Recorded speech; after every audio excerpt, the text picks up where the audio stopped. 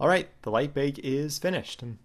It took about a little less than 10 minutes, which actually isn't that bad at all. So let's take a look at the scene.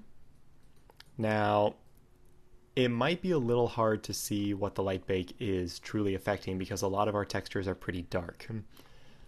One way to see exactly what your light map is adding to the scene is if you go up here to Shaded.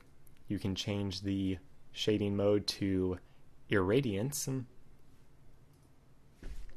And this is what the actual global illumination looks like.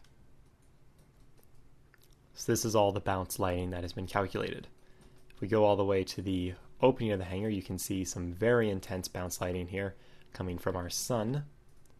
So if we go back to Shaded, all the light that's bouncing off of here and into the ceiling, it's causing all of that illumination up there. But it doesn't seem to be affecting things like this, or most notably in our case, our hero asset, which would be our ship Crane. As you see, if we switch to Irradiance, it doesn't show up at all. That's because it's not marked as static because it needs to move. So to get your global illumination to show up on non-static objects, you need to create what are known as light probes. So the way we do that, if I go to Game Object, Light, Light Probe Group. And I do not see where it's been placed. There it is. So you get these little yellow dots. So what that does is that if I click off of them, hopefully you can see these little spheres. So what these do is they sample the global illumination and all the bounce lighting from certain points, and then they will apply that sampled lighting to your non-static objects. So as you see, we are getting light samples from 8 points right now, and the non-static objects are going to be drawing their global illumination from whichever cluster of light probes they are closest to. And that's illustrated by this yellow line right here. This means, however, these railings are drawing their light probe information from all the way over here, which has a very different lighting setup than this area. So what this means is that we need more probes to sample a larger number of areas. To add some probes, an easiest way to do this, if we select all of these probes on one side, hit Control D to duplicate them, and then we can move them out to sample another area. We might move all of these out a little bit. And we're going to create basically just a really big web of these points.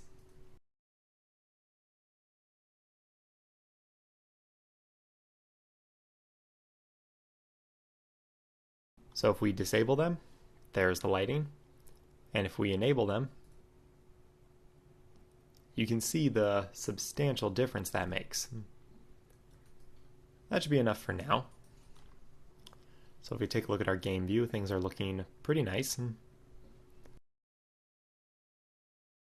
Now I'm going to bring back the light cone, just so I can get a better idea of what my scene looks like. Alright, now that I'm seeing things for what they are, it's time to tweak some of these values.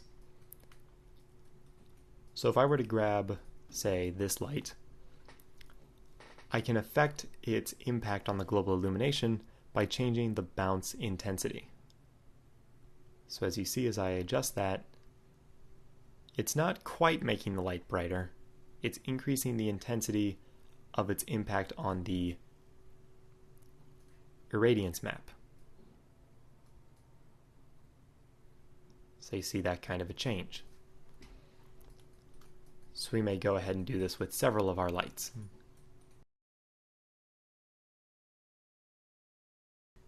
Okay, for right now, I'll call the lighting pass on this finished. May touch it up a little bit later. But it's time for us to really push this to be of a professional looking quality. And so this is going to be a little tricky to do. I'll just dock my game window here. And the way we're going to do that is with what are known as post-processing effects. So I see I already actually have quite a few of these. Hold on. Okay, so post-processing effects are adjustments that you can make to the render after all the lighting and shading has been calculated. So what it effectively does is it takes this image and makes an adjustment to it, kind of like an adjustment in Photoshop or After Effects.